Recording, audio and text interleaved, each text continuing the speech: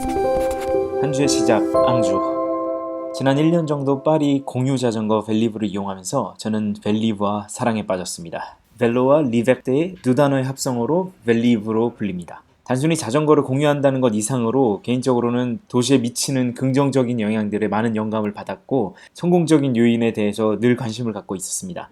그래서 오늘 프랑스 낭뜨시의 빅글루에 이은 파리의 벨리브의 구독형 서비스를 이용하면서 알게 된 흥미로운 사실들을 공유해보려 합니다.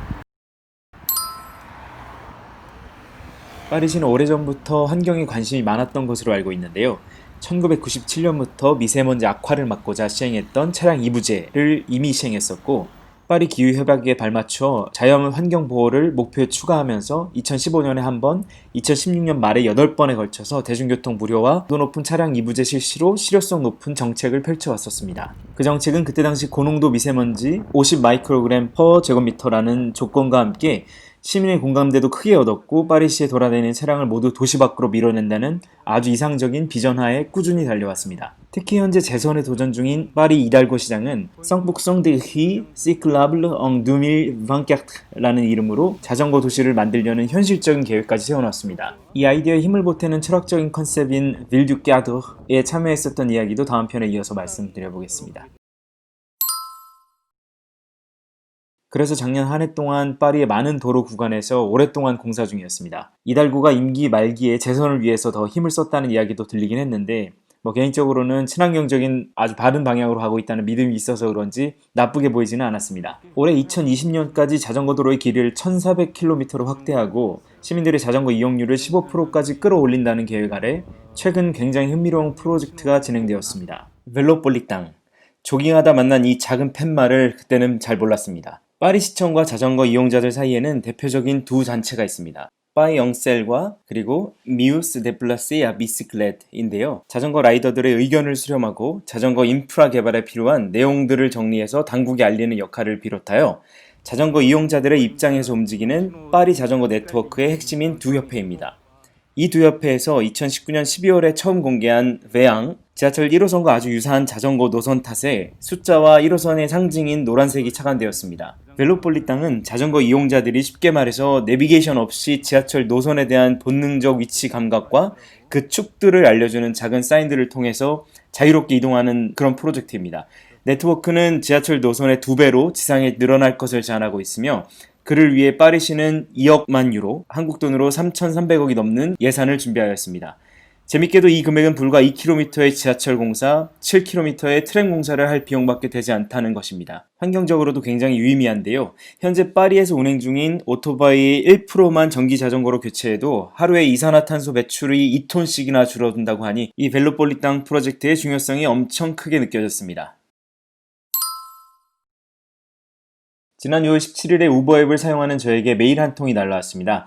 점프 조항 라임이라는 제목의 이 메일에는 우버 앱 내에서 점프 자전거와 스쿠터, 전동 킥보드의 사용을 일시적으로 할 수 없다는 말과 함께 라임에서 서비스가 다시 제공된다고 알려왔습니다. 사실 전동 킥보드 시장이 작년 2019년 말부터 어느 정도 자리를 잡아가는 상황에서 아주 큰 변화가 아닐 수 없는 듯합니다. 작년 4, 5월쯤만 해도 파리엔 12개의 전동 킥보드 회사가 4만 대가 넘는 자사 제품들을 말 그대로 파리에 뿌려놨었습니다. 이에 작년 10월부터는 한 업체당 5,000대씩 총 15,000대만 파리 시내에서 운영할 수 있도록 네거티브 규제를 두었습니다. 다시 말해 큰 새 업체 정도만 입찰 경쟁을 선별하고 나머지는 정리된다는 의미인데요. 뿐만 아니라 20km의 속도 제한, 보행로에 주차할 시 49유로의 벌금을 사용자에 부과하는 등 급성장한 퍼스널 모빌리티 시장에 맞는 빠른 정책적 움직임을 보였기 때문에 그중 두 큰 기업의 합병 소식은 큰 변화를 암시하는 전환점이 될 것 같은 분위기입니다.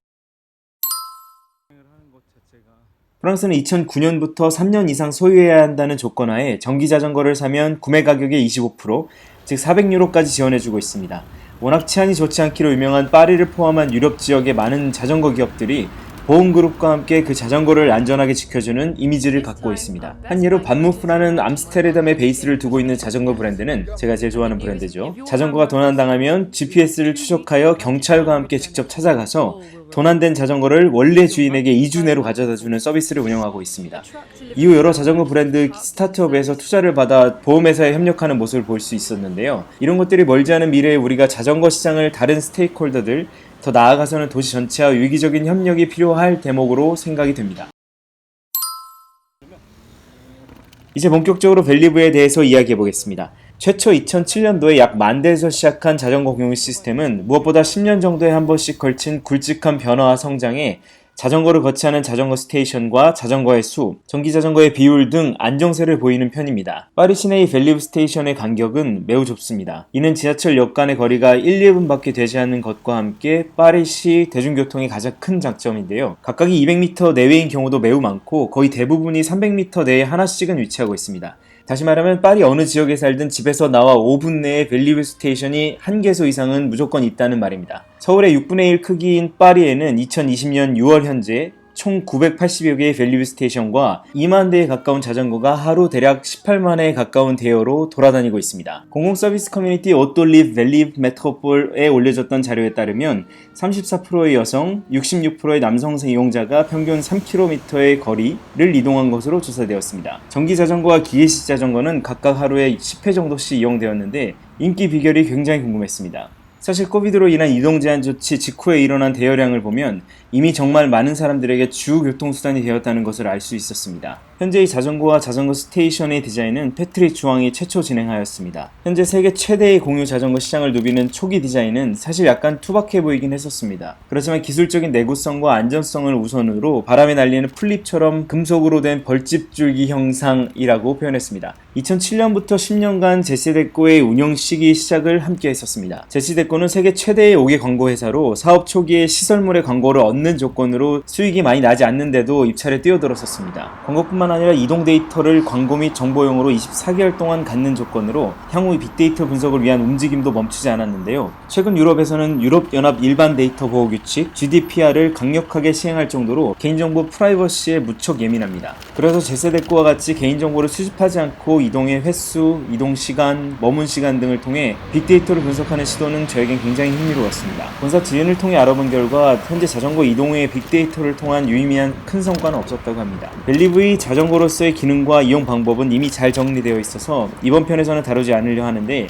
제가 공유자전거 이용 1년 만에 알게 된 사실이 있어서 하나 말씀드리려 합니다. 벨리브는 1일권과 7일권 그리고 총 3가지 구독 타입이 있습니다. 월 정액료는 없지만 이용시마다 30분에 1유로를 내는 벨리브, 월 3.1유로씩 고정적으로 내지만 30분은 무료인 벨플루스, 그리고 월 8.3유로의 전기자전거가 30분 무료인 벨막스 이렇게 있는데 그동안 벨플루스를 오랫동안 쓰느라 전기자전거를 정말 멀리 가는 일이 아니면 타지 않았었거든요. 그러던 와중에 옆에 가던 모르는 프랑스인이 자신이 타고 있던 벨리브에서 제 벨리브의 버튼을 눌러주는 거예요.